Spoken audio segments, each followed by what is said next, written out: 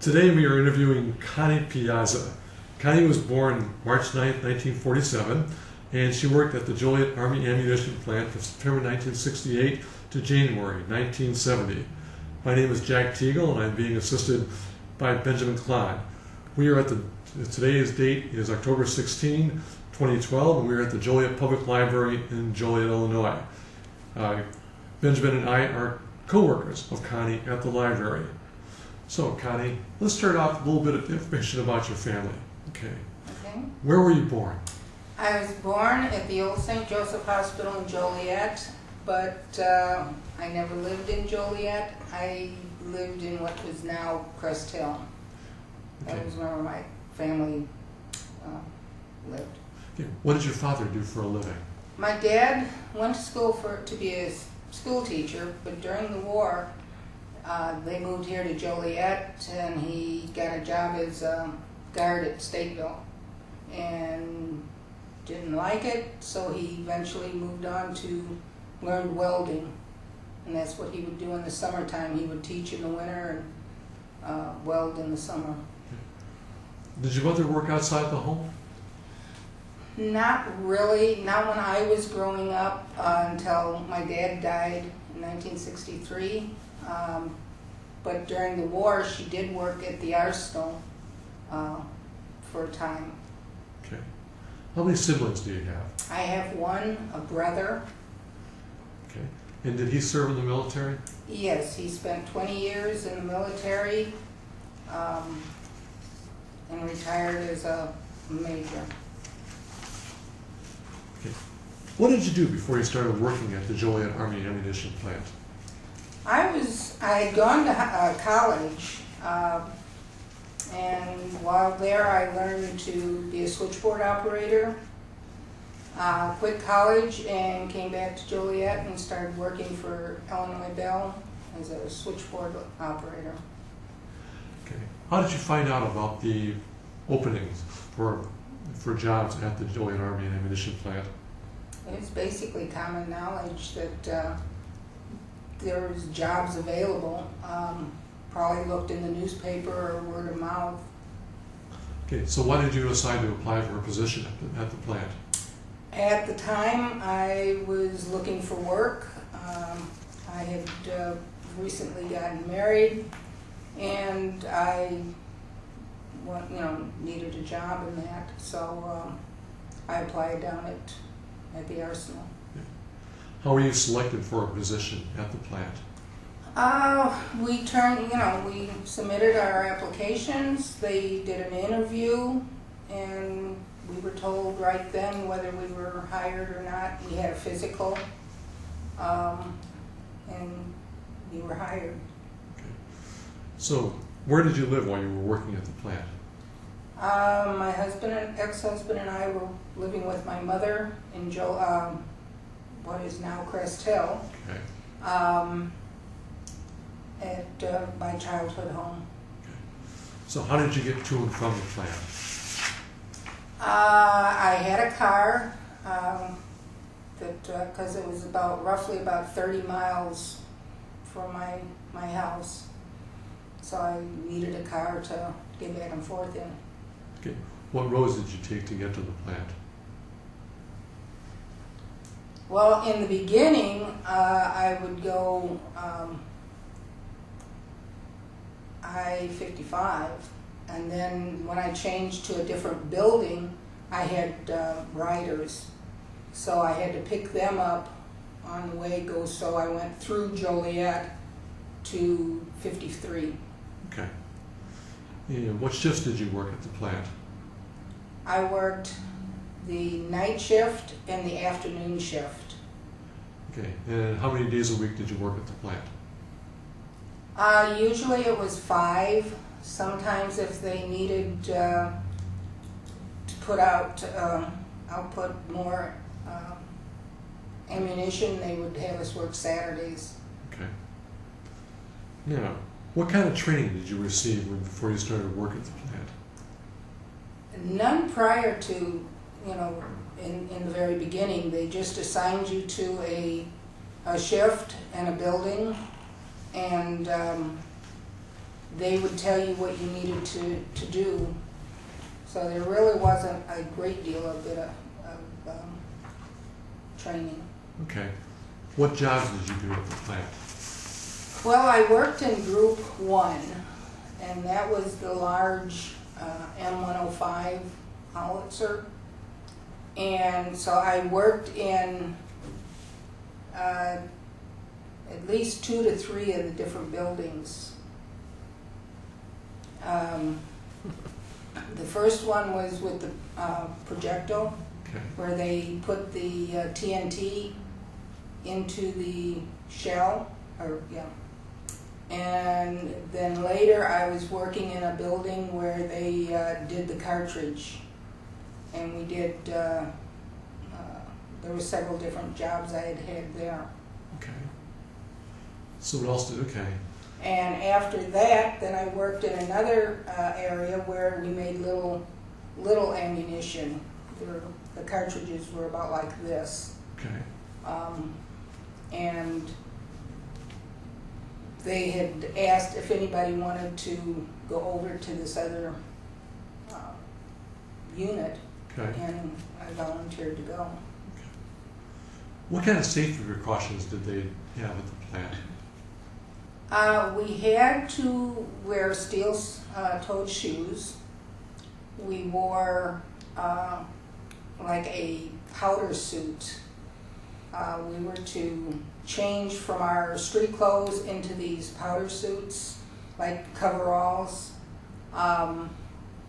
The women were to wear a headscarf, which they supplied us with. And I know sometimes we would fold them down into a little square about like this. It was to cover us from our forehead to the back of our neck. Okay. We'd fold it down into a little square and pin it to the back of our head. But and then they also wanted us to either take our wedding ring, any rings off, or if you couldn't get the ring off, they wanted it taped so there'd be no sparks and so forth. Okay. Were the safety precautions enforced? Pardon? Were the safety precautions enforced? Sometimes. Like I said, with the headscarf, we would just put them at the back of our head. Other times we would wear, cover our head completely. Okay. What kind of security precautions did they have when you were working at the plant? There was a fence around the whole plant, and we would have to come in through the gate and show ID, park, then we'd have to go into like a little guardhouse or change building where we would leave ours, purses and street clothes, so forth, and dress in these suits and then go on into our buildings.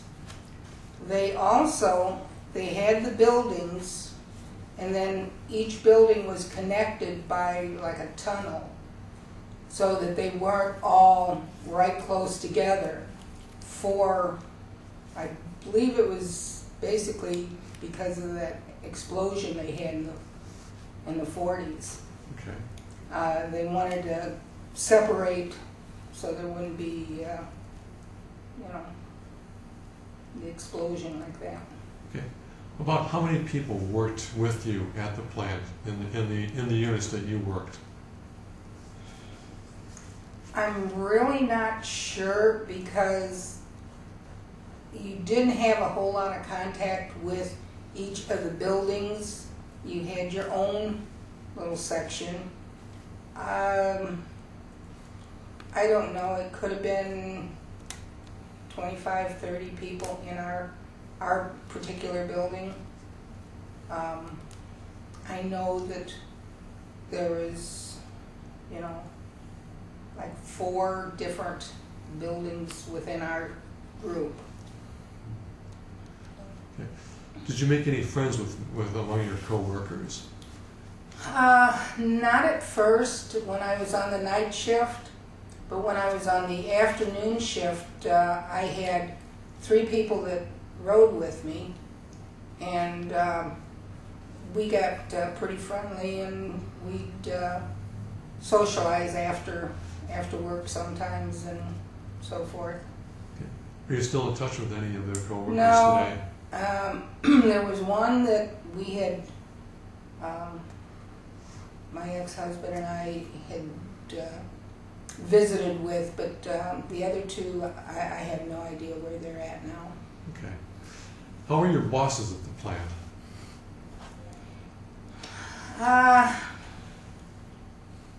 We had my immediate supervisor. He was okay. He did have a tendency to pick out one girl that he liked, and he would spend the day with her, helping her with her work while we did ours. And after we knew the next day, because he'd be down, joking around with us and that. But I don't remember him being cruel or anything like that. They were pretty good bosses. Okay. Was the nature of your work kind of like an assembly line? Yes, it was. When I worked in the first building where they made the TNT, that's where they would make it, and then it would be put into the projectiles. Okay. Those would go on skids, and then they would put them away into storage in the bunkers that they had out there. And then that's what we would, when we had to work Saturdays, they would pull them out of storage and then send them down an assembly line for us to do our thing. And the second building that I had worked in was making the cartridges for it. So we would have to make the cartridges, and then they would be put together with the projectile in their storage, or in their packing boxes and so forth to send to Vietnam. Did you find the pace of the work comfortable, or were there a time where there speed ups of the assembly line? No, like on Saturdays when we worked, we would spend most of the day just standing around waiting for the projectiles to come in on the pallets. Okay. And then that's when they really pushed to get the product out. And then that's when they would really speed it up.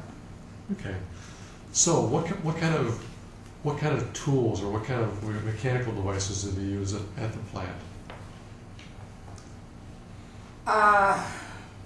They had machinery, like with when we were in with the cartridges for the M105s. We would put the primer into the cartridge, then it would be sent down to machines, and the girls would be pressing them in, and then they'd pack the black powder bags into the cartridges.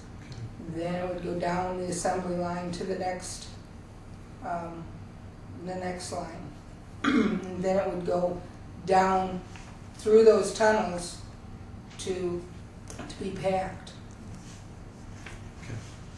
Was anyone ever injured while you were working at the plant? Not seriously. There was some where, I myself had strained my leg. Okay. But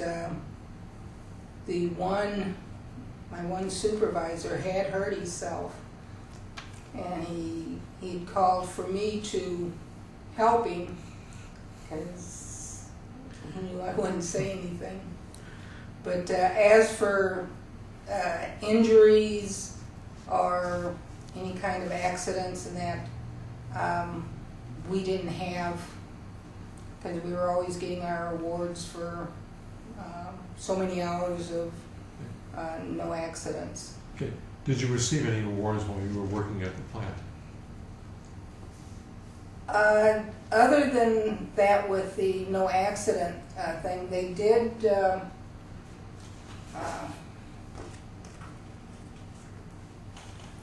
We had received on November 14th, 1968, a card that on this date you helped set a record by pouring TNT into 13,312 105 millimeter projectiles to be used by our boys to protect our freedom. I am very proud of you and proud to be on the team with you. And that was from our supervisors, which it was nice, but we realized later that they were very happy with what we did because they got piecework, we got regular salary. Okay. How did your work at the plant affect your relationship with friends or family? Obviously, we were at a time when, during a very divisive war. Did your family and friends support your work at the plant? I never really had any, any connection with, any demonstrations or anything. My mother had worked at the arsenal during the war. My sister, her sister drove up from Bloomington every day to work at the plant. My mother had 3 brothers in the service. My dad had 2 brothers and a brother-in-law in the service. My brother served for 20 years, and I had a cousin that also was in. So our family was very military-oriented. Okay. So I never had any problems with that. What did you do when you had time off from the plant?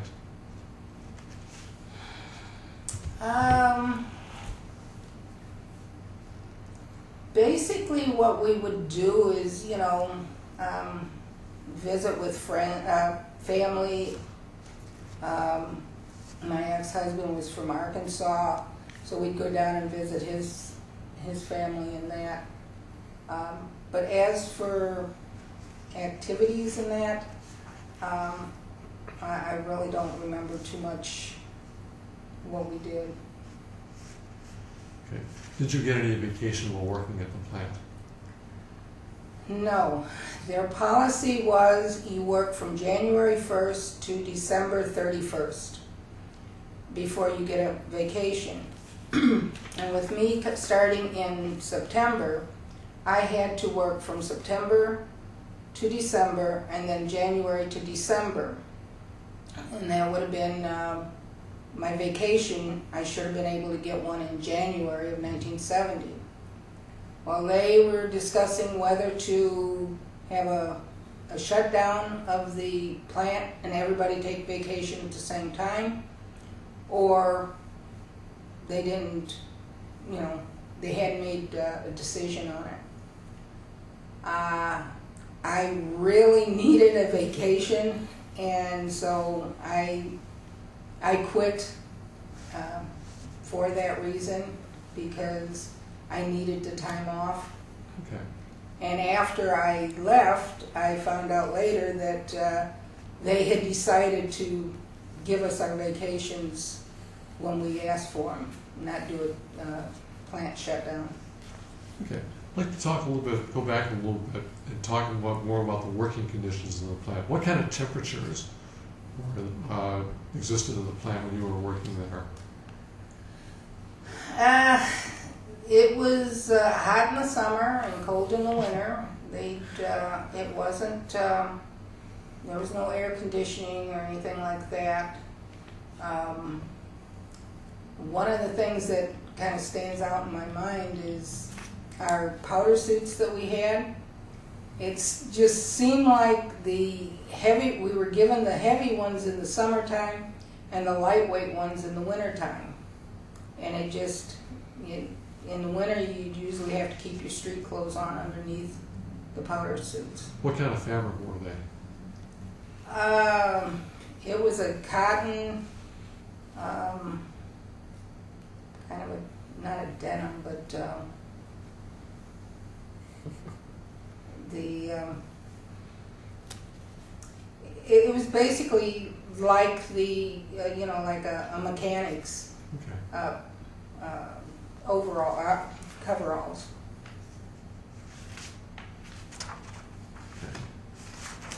So, so what else? Were there any other incidents of the plant you'd like to discuss that you can remember? Any stories about life when you were working in the plant?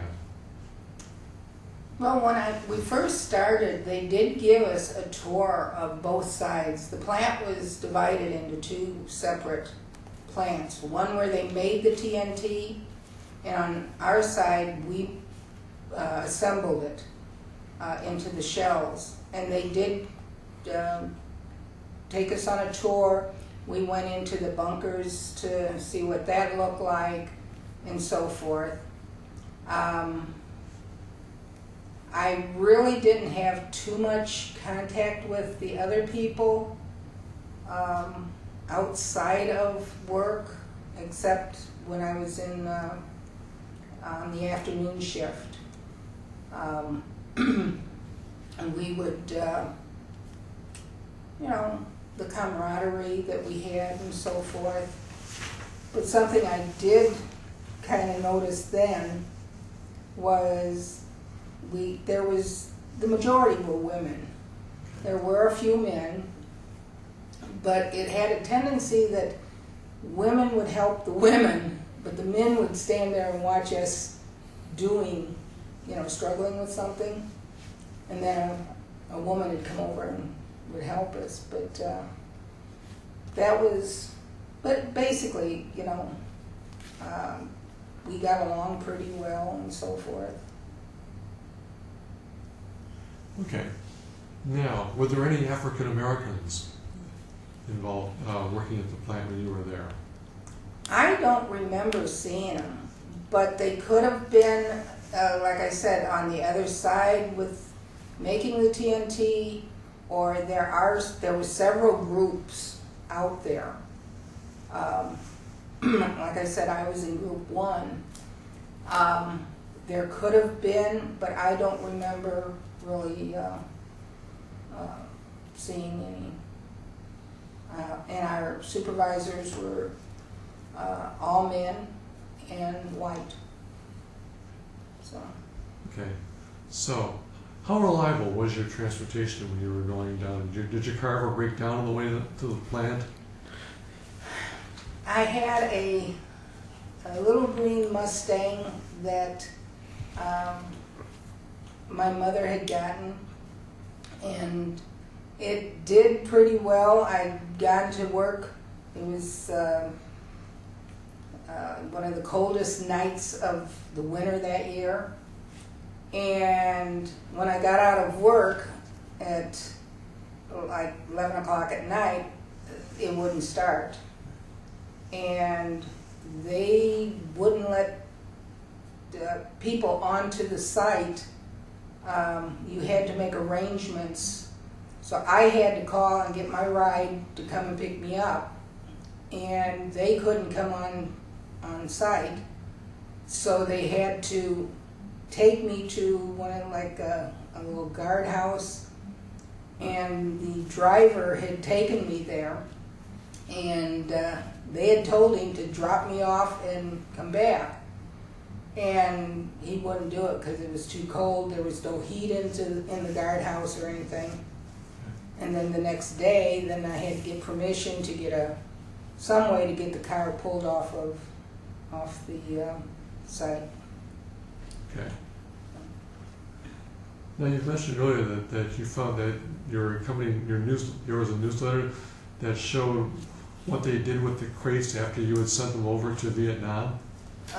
Yes, we had a newspaper, and I kept part of this because I thought it was very interesting that the boxes that our shell, the M105s were packaged in, they would use them to make cabinets, tables, desks for the little kids for school. Chaplains would make an altar out of it. and this was the article, Praise the Lord and Pass the Ammunition Box.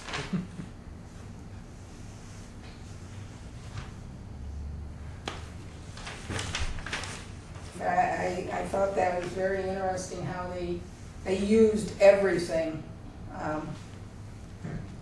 that was sent to them. Okay. Is there anything else you'd like to tell us about your work at the plant?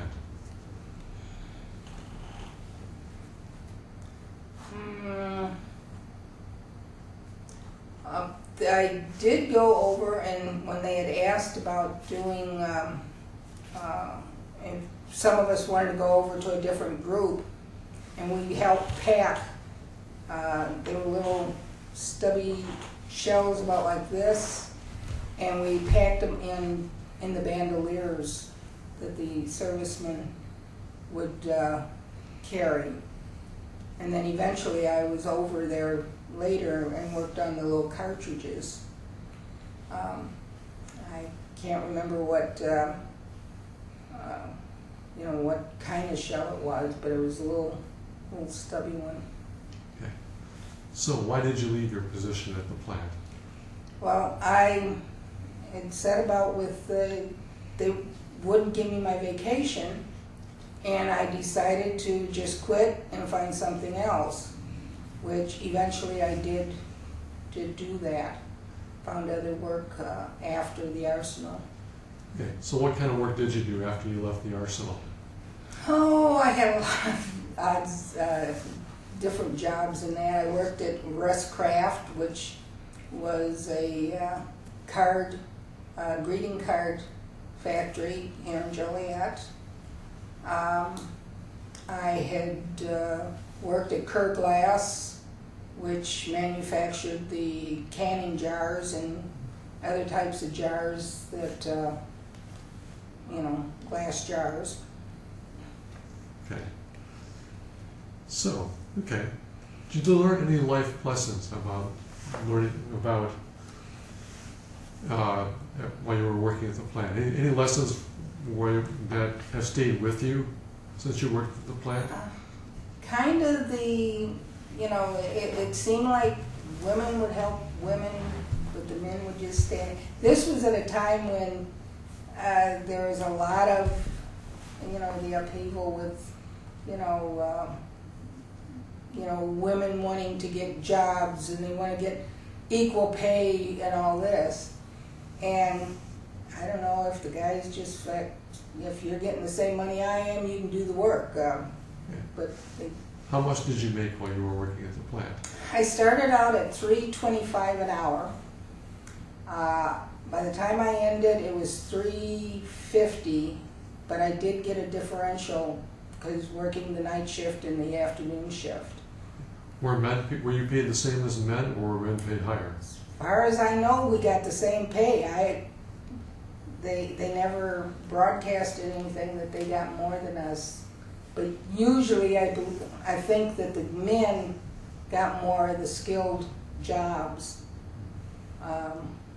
And so their pay would be more than ours.